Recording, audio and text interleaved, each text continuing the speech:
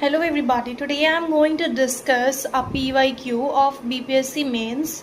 The question is discuss the relevance of Nehru in the making of modern India. So हमें बताना है नेहरू जी का relevance even today in the modern world, ठीक है. तो इस क्वेश्चन को हैंडल करने के लिए हाउ वी गोना डू और स्टार्ट दिस क्वेश्चन. अगर मैं हूँ तो मैं इस क्वेश्चन को कैसे अटेम्प्ट करती. तो आई वुड हैव स्टार्टेड कि अगर हम इंडिया के इंडिपेंडेंस से लेकर अभी तक का हिस्ट्री देखें तो इंडिया ने एक बहुत ही बड़ा ऐसे जर्नी कंप्लीट किया है और चेंजेस बहुत ज़्यादा हुई है. अगर आप पॉलिटिकल कॉन्टेक्स्ट में देख लो या फिर आप इकोनॉमिक एंगल वाइज भी देख लो, चेंजेस बहुत ज़्यादा हुई है. अगर मैं पॉलिटिकल एंगल से देखूँ तो since the independence time there was a dominance of one party, that is Congress. But अगर मैं आज देखूँ तो it's the era of coalition government.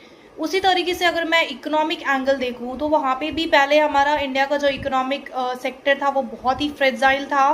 We were mostly depended on other nations for menial things like food, grains. हम वहाँ पे भी sufficient नहीं थे. बट अगर मैं आज के कॉन्टेक्स्ट में देखूँ तो we are self sufficient in most of the economic sectors. हम मेक इन इंडिया के बारे में बात कर रहे हैं. We are the fourth largest economy of this time. So हम देख सकते हैं कि चेंज बहुत ज़्यादा हुआ है और ये जो चेंजेस है ये बहुत ही पॉजिटिव चेंजेस हुई है. बट क्या ये चेंजेस बस ऐसे ही हो गई है? जी नहीं, ऐसे ही नहीं हुआ है. बहुत सारी विजनरी लीडर्स आए और उनके कंट्रीब्यूशंस की वजह से आज ये इतनी सारी चेंजेस हुई है. और उसमें जवाहरलाल नेहरू का बहुत बड़ा कंट्रीब्यूशन था. He being the first prime minister of India, उन्होंने बहुत सारी चेंजेस लाई थी, बहुत सारी पॉलिसीज़ और प्रोग्राम्स लेके आई थी जिसके वजह से आज हम यहाँ पर हैं. और उनकी पॉलिसीज़ और programs even today they are relevant. ठीक है, तो मैं 5 पिलर्स के बारे में बात करूँगी जिसके ऊपर नेहरू की पूरी लेगेसी रिवॉल्व होती है.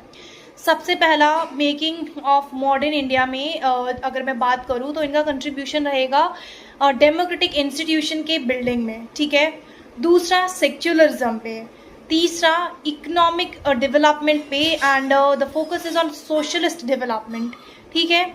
चौथा रहेगा voiced foreign policy and fifth रहेगा establishment of institutions of excellence. ठीक है. तो ये 5 एरियाज हैं जहाँ पे हम बात करेंगे. सबसे पहले तो इंस्टीट्यूशनलाइजेशन ऑफ डेमोक्रेसी. हमें पता है कि जब इंडिया को इंडिपेंडेंस मिला था तो Nehru was very vocal about the idea that we will have a parliamentary setup. जिस टाइम पे इंडिया को इंडिपेंडेंस मिला था उस टाइम पे और भी बहुत सारी नेशंस को इंडिपेंडेंस मिला था. बट अनफॉर्चुनेटली बहुत सारी नेशंस टॉपल हो गई, वो कहीं ना कहीं अच्छे से डेवलप नहीं कर पाई. But India was the nation जो आज